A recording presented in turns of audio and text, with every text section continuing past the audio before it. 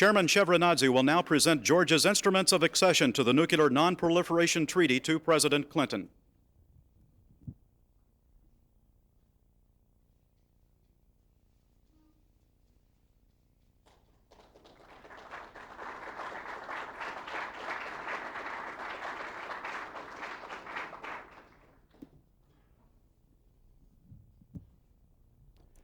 President Clinton and Chairman Shevardnadze will now sign the two documents.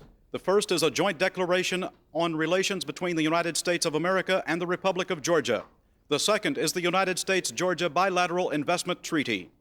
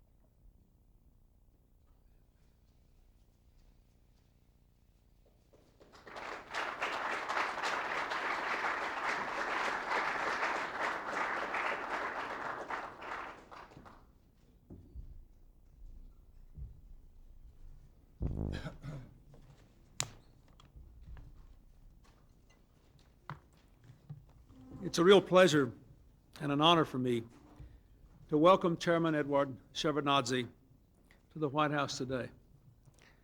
Few leaders in our time have earned the degree of international respect that Chairman Shevardnadze enjoys.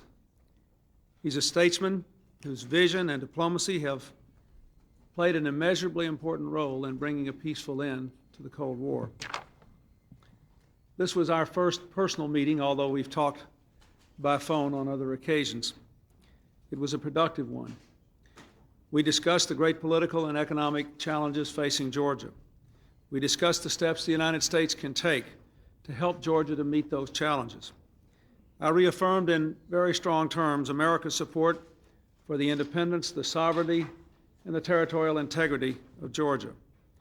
And I expressed support for the efforts sponsored by the United Nations to find a lasting political settlement to the conflict in the Abkhaz region of Georgia.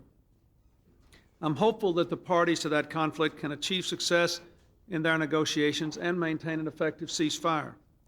If they can, the United States would be inclined to support a UN peacekeeping operation in Georgia, an operation that would not involve U.S. military units. We've already begun consultations on this issue with the Congress, whose views and support will be important. And Chairman Shevardnadze will have the opportunity to discuss this and other matters with members of Congress during his stay here with us. In our meeting today, we also discussed Georgia's efforts to expand cooperation with other nations in the Caucasus region. We agreed that both our nations have a tremendous stake in the success of reform in Russia, that a democratic and market-oriented Russia at peace with its neighbors is in the interests of Georgia and the United States. I made it clear in our talks that the U.S. is committed to encouraging greater political freedom and economic renewal in Georgia. That commitment is outlined by the Joint Declaration and Bilateral Investment Treaty we've signed today. Our commitment is also underscored by the $70 million in assistance the U.S. has allocated to Georgia so far this year. Most of these funds are dedicated to humanitarian efforts. As Georgia moves toward peace and proceeds with reform, we're prepared to increase our technical and economic assistance as well. This is clearly a difficult time of transition for Georgia. But throughout its rich history, Georgia many times has met and overcome adversity. I'm hopeful that the renowned resilience of the Georgian people will serve them well as they build a more stable and prosperous future. As they face that work, the Georgian people are indeed fortunate to have a leader with the vision, the stature, the leadership, and the courage of Chairman Shevardnadze. And I look forward to working with him in the days ahead. Mr. Chairman.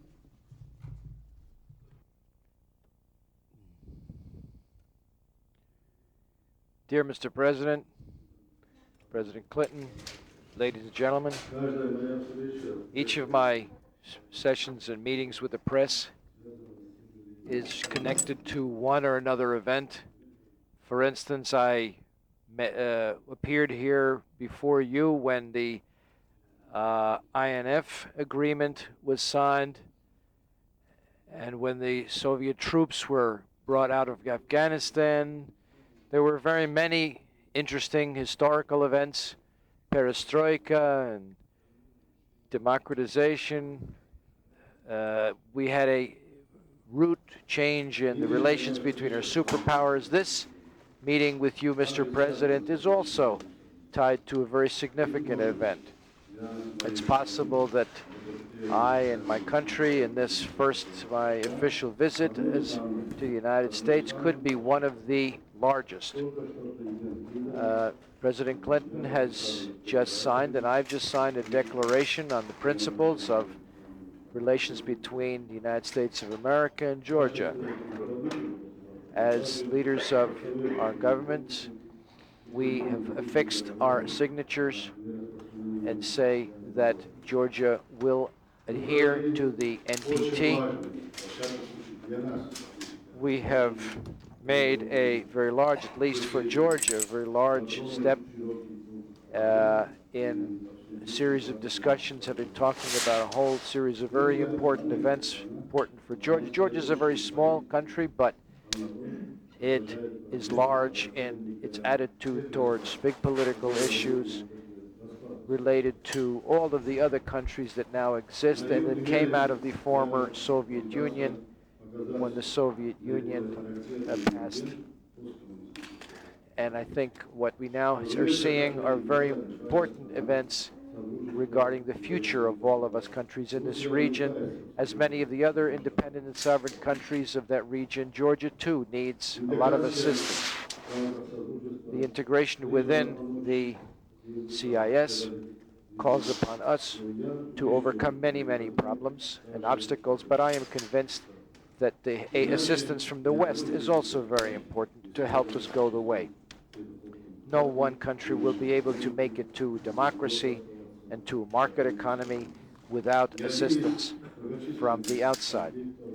One of the many conflicts on the territory of the former Soviet Union and in Georgia as well, these are horrible conflicts, but we can say that this conflict on our territory is yet only one of a whole arc, a great arc of conflicts that is taking place in our region. This is a big threat to international peace, and we should do, like you said, Mr. President, today, in all of our discussions, we should be very careful of our actions and our attitudes. We have touched upon a whole series of issues related to our partnership for peace, the initiator of which is Mr. President Clinton. I say that Georgia actively supports you and hopes to be just as active in the implementation of the Partnership of Peace. That's the most important thing. I informed President Clinton of our approach in the political settlement of the Abkhazian conflict. On the 9th of March, I'm going to appear at the Security Council session of the United Nations, and there I'm going to attempt to explain my views on this issue. Within the visit also that's planned where I plan to meet the heads of a variety of international financial institutions, we're going to set forth some of the greater priorities for Georgia, the investment of funds into Georgia to a stabilization fund, the democratization fund necessary to help us move toward reforms. We discussed also with President Clinton the events in Russia. As usual, I am always coming out in favor of supporting President Yeltsin and the policy that he has set forth. and I've spoken with President Clinton about some of the trends that we are seeing taking place in Russia. We are very much interested in seeing that Russian democracy flourishes, also in other countries around Russia, and I think all of us will be working toward that success. Otherwise, the events in Russia should be viewed very closely, in very close relationship to what happens in other states and other countries. I'm very appreciative to President Clinton for all of his support, which he has shown and continues to show to Georgia, now experiencing a very, very tough time.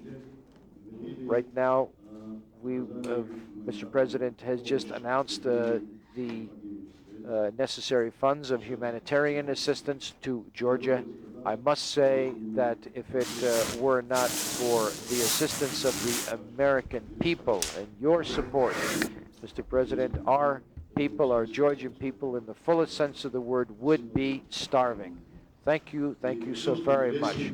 And to the press that's here, I would like to, in your presence, to invite President Clinton to come to Georgia at any time that is convenient to you, Mr. President. Thank you so much.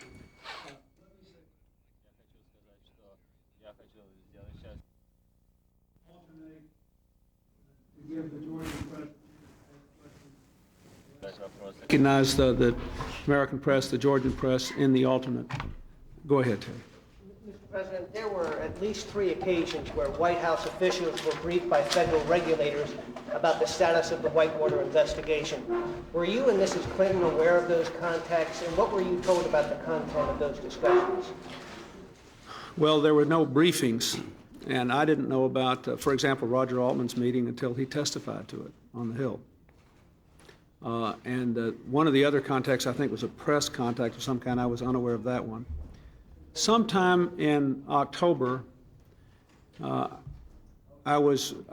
became aware of, I don't know when, but sometime in October I became aware of the RTC finding with regard to the question, the referral, I think it's called, on the question of whether my campaign benefited improperly from checks which allegedly came from the SNL.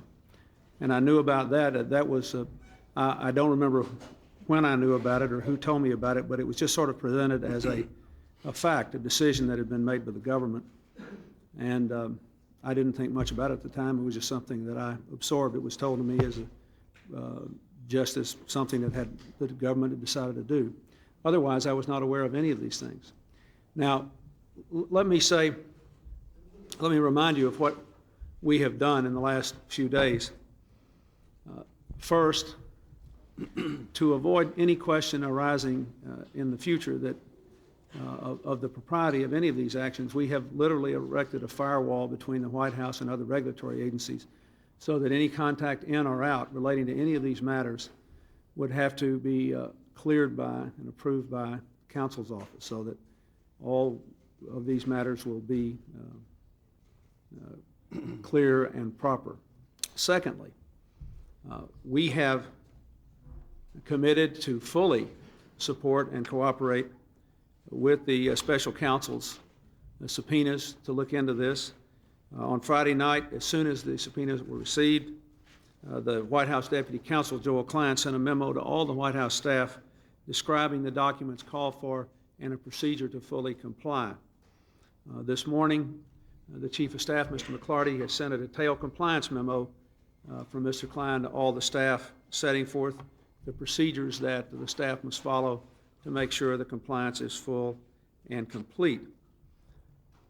Second, we have begun in earnest, I have personally, a process to select a new White House counsel. And I want to make it just exactly clear what I'm looking for. Number one, I want someone of unquestioned integrity and a lot of experience in dealing with the kinds of issues that have to come into the White House. Someone who can establish processes that everyone will acknowledge are appropriate to deal with all the legal matters that the White House deals with. And finally, someone who will inspire confidence in me and in you, the press, and most importantly in the American people, that we are going the extra mile, not only in this case, but in all cases, to deal with all matters in the appropriate way. So I think that we're doing everything we can. We certainly intend to do that, and we'll be aggressive in pursuit of it. Yes, anyone over here? Yes. Mr. President, now I want to ask you about your feeling. What do you feel when you hear such words? Thank you very much for your helping, because you're helping help us not suffering of hunger. What do you feel when you hear such words? Did you hear? Did someone basically? How do you? When do you feel? What do you feel when that people tell you that you have saved our people? That you have by your. Mr. President, she says, what do you feel when people tell you that you have saved our people from hunger and starvation? What do I feel when people say that the United States have saved many people in Georgia from hunger and starvation? I feel a sense of gratitude that we had the opportunity to do it. Most of the people in our country understand that we're very fortunate to live here, to have the system that we have, to have the economy that we have, and that we have responsibilities and opportunities around the world that we discharge as well as we can. That the people of Georgia have carried on a historic and courageous struggle. Chairman Shevardnadze has become the embodiment of that struggle for us here in America and for people all over the world. And I'm glad that last year on a couple of occasions the United States was able to move rapidly and to be helpful. We long for the day when you will not need it anymore, and we know that you do too. Helen. Your wife becoming a focal point of the White Water investigation, and Washington Times quotes 3 couriers as testifying that she ordered the shredding of documents. I know this is all very painful, but I wonder how it's affected you and your household. And what. Well, let me say that the only thing that I want to say on behalf of both of us is that we want to support the special counsel's work. And we want to ask the American people to let the process work. Law firms dispose of their documents all the time. And I did not read the article, but I understand the article didn't purport to say what the contents of any of the files were. I can tell you this, I believe I'm a better authority than anybody else in America on my wife. I have never known a person with a stronger sense of right and wrong in my life, ever. I could cite you chapter and verse over 20 years plus now that I have known her, when it would have been very easy for her to take a shortcut, to take an easy way out, to do something else, when she has unfailingly done the right thing. And I do not believe for a moment that she has done anything wrong. If the rest of the people in this country, if everybody in this country had a character as strong as hers, we wouldn't have half the problems we've got today. Now, people can ask whatever questions they want, and we will do our best to comply. But I'm just telling you, the American people can worry about something else. Her moral compass is as strong as anybody's in this country, and they will see that. Yes?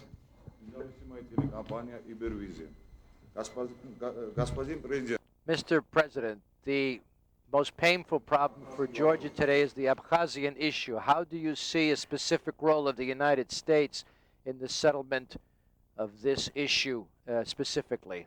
Thank you. Well, that's what Chairman Shevardnadze and I talked about mostly at our first meeting. The United States should support Georgia's efforts to secure a United Nations peacekeeping effort and to have the kinds of conditions that will permit the peacekeeping to succeed. For example, a clear strategy for returning the refugees to their home. The United States would not be called upon to provide troops, but would want to see that the troop force was a good, balanced UN troop force mix, and I think we should be prepared to contribute some of the cost of operating the peacekeeping mission. I have already opened conversations with the Congress about that, and as I said, the chairman is going to talk to members of Congress, and because of his long and distinguished relationship with the United States, going back to his days as a foreign minister of the former Soviet Union, he has a lot of friends in the Congress, and he might well be able to have a very positive impact. He might be able to get more money out of them than I can, but together we're going to do our best to get the support. Yes. Maybe I'll convince them, give me some money for other purposes too. Maybe you can lobby for my health care plan. Go ahead. Thank you. He said that he knew about one of the meetings with the Treasury officials. Can you tell us why he didn't seem to understand that that kind of meeting could give the appearance of impropriety, and does the fact that he didn't diminish your confidence in him? No, of course, I didn't know until yesterday, I guess, that the Ethics Council for the Treasury Department had apparently approved the Altman meeting. Let me tell you what I've told them to do. Let me just tell you what I have instructed the staff, not only to fully comply with this subpoena, but to examine the records and the memories of everyone for any conceivable contact during this time period, so that all of any facts that need to be disclosed can be fully disclosed and completely evaluated. I think the evidence that we have certainly makes it clear that no one tried to influence any governmental procedure or do anything improper. But as I said before last week, it would have been better if at least some of these meetings had not occurred. And we now have the firewall established, which will guarantee that it won't happen in the future. I do ask you for some sense of balance about what's going on here. I understand, I did not see it, but I understand Sam Dash was last night on television and pointed out that unlike some previous administrations, we were fully cooperating. We were giving records, we were giving whatever we were asked to give, not only the special counsel. We weren't resisting, we were supporting subpoenas. This administration is determined to have a standard by which anybody else in the future will be judged, and how we deal with this sort of inquiry. I just want the inquiry to proceed. I want it to have a chance to succeed. I have no reason to believe at this time that anybody did anything to influence a government process they should not have done. But if you look at it going from here forward, I think we have procedures in place, and I will pick a White House counsel, and that will assure that there's a high level of confidence about how we're operating this. Looking backward, we are fully complying with all these subpoenas, and we're going to find any other facts that need to be found and need to be disclosed, and we will do that too. Yes?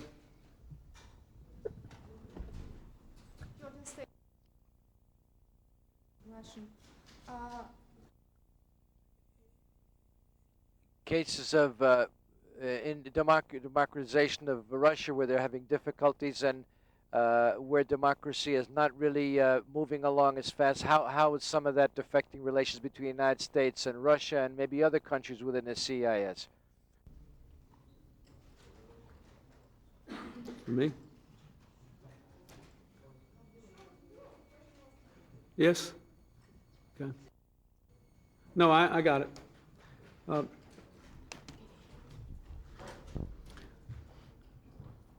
Well, as you know, the United States has worked with and supported President Yeltsin because we believe that he followed policies supporting democracy, supporting reform, and supporting respect for the territorial integrity of Russia's neighbors.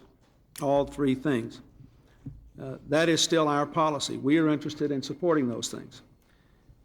And we believe that there are ways for Russia to continue to manifest its leadership in the world and in the region and still acknowledge the importance of democracy, market reform, and respect for neighbors. I'm very hopeful, just to take one example, of what happened in Bosnia recently, where the Russians played a very key role in helping us to create the safe zone around Sarajevo, getting the Serbs to support it. Now that we have the outline of an agreement between the Croats and the Muslims, we hope the Russians will continue to be active with us to push right through to a solution to the crisis in Bosnia. So, am I concerned about some developments in Russia and some of the things that some of the people say in Russia that reflect ultra-nationalism and an extremist view and would make more difficult our future relationships with them? Of course I am. But I knew when this started that it would not be an easy course. Democracy is a difficult system to develop and to keep going. But I think basically our interests are clear, and we'll just continue to pursue our interests and our values and hope that our policy works. Peter? President, I'm wondering what goes through your mind when you hear critics, I guess especially Republican critics, compare this current controversy to Watergate. And what goes through your mind when you hear someone like Senator Graham formulate a statement by starting with the statement that if the president wants to finish up his term? Well, I wonder why you let them get away with it. I mean, frankly, when they say things, it doesn't really bother me. They have been, on the whole, blatantly partisan. And it's obvious that they want to do something that I don't think the American people ought to let them get away with, which is to deter this administration and the entire federal government from meeting its responsibilities to the people. I mean, it's a good excuse for why you don't have a health care plan. Go down and have a health care retreat, you can't agree on a plan, come back and jump on this issue. And the American people will be outraged if anybody uses this as an excuse not to keep going and doing the people's business, first of all. Secondly, the Speaker of the House was very eloquent about this last weekend. There is a huge difference here. Number one, we're not covering up or anything. We are opening up. We are disclosing. We are giving you information. Number two, no one has accused me of any abuse of authority in office. That's what Watergate was about. Number three, there is no credible evidence and no credible charge that I violated any criminal or civil federal law 8 or 9 years ago, when most of these facts that are being bandied around are discussed. I mean, this is really about a real estate investment I made almost 16 years ago now that lost money and sputtered to a not successful conclusion several years ago. So there is no analogy except any hysteria that they can gin up around it. That's why I say I have been forthcoming. I will continue to be forthcoming. You're going to be confident in the way we handle this. There will not be a cover-up. There will not be an abuse of power in this office. And there is no credible charge that I violated any law, even way back in the dark ages or years ago when this happened. And I just would remind you, I was governor of my state for 12 years. There was never a hint of scandal in my administration. So this is going to be a very different thing. And I think that, you know, what they do today as Republicans, as a party, may look good today. It may not look very good when the independent counsel finishes his work. And I think they ought to think long and hard about whether this sort of partisan clamor and careless use of language and careless use of the facts is really not only in the best interest of the American people, but in the best interest of their party. All of us got hired here to work for the American people, not to throw off on each other. Now, I know a lot of people in this town like to do it, but it's a very unproductive use of time. If I did something wrong, it will come out in the special counsel. That's what the Republicans said they wanted. That's what most of your media outlets said you wanted. I am fully cooperating with the special counsel. They will find the truth. Let them do it. That is, and let the rest of us go on with our business. That's what we got the special counsel for. Yes, ma'am.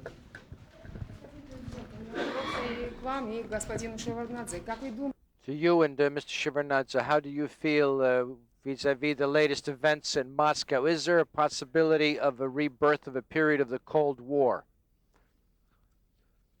I give him the hard question on the theory that he hasn't talked since I have.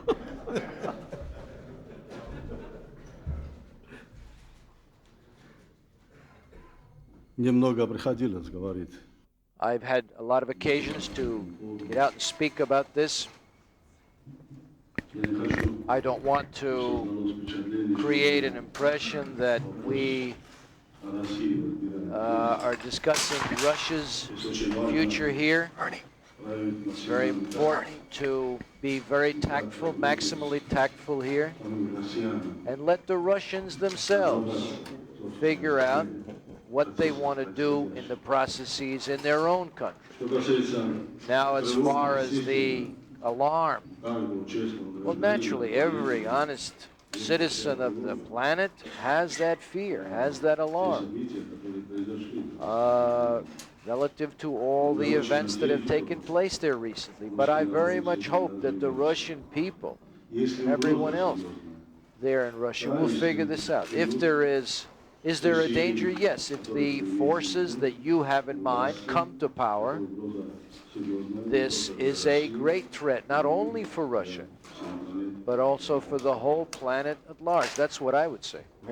Let me answer the question and make 2 points, one positive, the other not so positive. You ask, is it possible that we will recreate the Cold War? In one respect, it is unlikely, for sure, and that is the nuclear respect. That is, you know, yesterday, the first nuclear warheads went across the border from Ukraine into Russia as Ukraine continues its commitment to become a non-nuclear state. Kazakhstan has done the same. Belarus has done the same.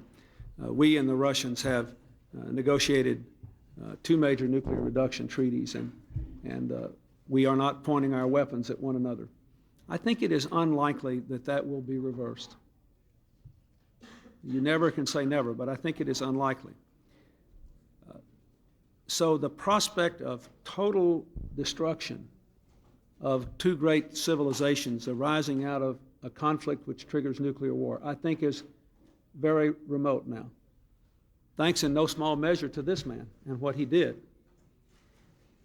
Now, the second thing is, how likely is it that out of frustration with the pace and the pain of economic and political reform in Russia, the Russian people will turn to leaders who will say, the best way to go for the future is to find greatness the way we found it in the past, by the reimposition of some sort of empire.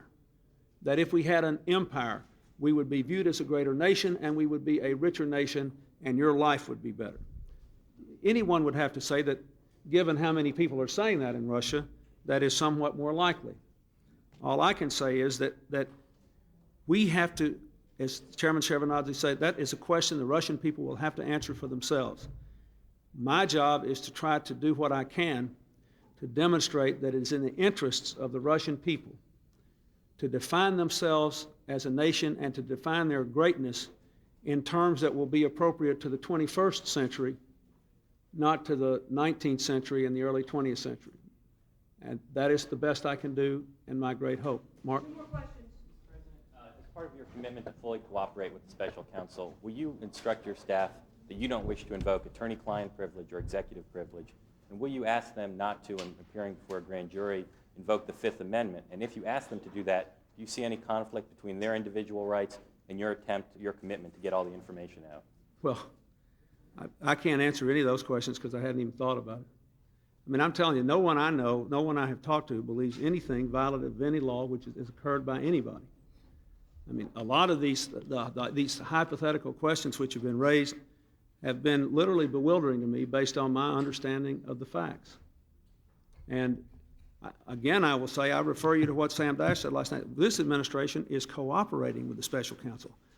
When I finally realized it was the only way to continue the work of the administration would be to have one, I was happy to have one. Even though arguably on the evidence, the criteria for having one weren't met, I was still glad to do it so that we could go on with our work. And the only thing I ask you to do is if you can become satisfied that we are fully cooperating and that we now have procedures in place which will prohibit any improper contact of any kind, and there is no evidence that any improper influence was sought to be exercised by me or anybody else over any official decision, then let the special counsel do its job so that we can go forward with the work of the American people. That is the important thing we have to do. Yes, has anybody not had a question? Any of the Ukraine press not had a question? Yes, I mean Georgian press, I'm sorry. He told me to mention something about Ukraine, I forgot. Maybe I'll remember in a minute. Go ahead. Representing Voice of America by Georgian service. Yes. We are broadcasting in Georgian language, and I would like to ask both the question. After the agreement that you reached about Abkhazia, you know that there are more than 250,000 refugees from Abkhazia after the atrocities and genocide which were there by Abkhaz separatists. And would you please answer me, do you think that it is enough UN peacekeeping forces in Abkhazia to deploy to ensure, to guarantee the safety of Georgians in Abkhazia when they return back? We discussed this with Mr. President Clinton very great detail, all the aspects of the settlement of the Abkhazian conflict. I would even say that most of the time we dedicated to this issue. It seems to me that right now there is no other than a political way of solving this. There exists no other way. I am very appreciative to the President for the fact that he, in principle, gave his agreement to the looking into this issue at the Security Council of the UN, to have the UN send troops to that. This has a tremendously important meaning to Abkhazians, to Georgians, to the whole region. I told you that I intend to come out and speak at the Security Council and explain to everyone there about my own views and my positions. Peacekeeping troops should have a certain mission. What I mean is the safe return of refugees, guarantees of safety. Otherwise, there is no sense in sending peacekeeping forces because new conflicts will start, new clashes. So I think here we have a full mutual understanding with the President. It seems to me that tomorrow in my meetings with the congressmen and senators and other interested parties, I will be able to convince them of the way that this should be resolved. Everything else really depends on the Security Council. We are broadcasting today, and I think the Georgian audience will be very thankful to you to listen your words in Georgian.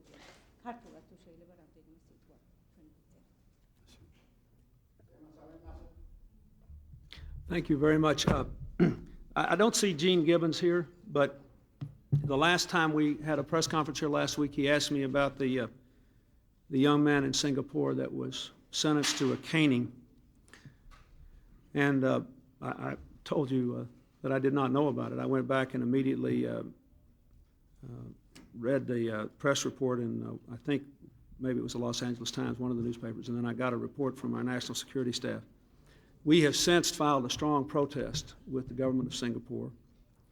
We recognize that they have a certain right to enforce their own criminal laws, but we believe that based on the facts and the treatment of other cases, similar cases, that this punishment is extreme, and we hope very much that somehow it will be reconsidered. Thank you very much.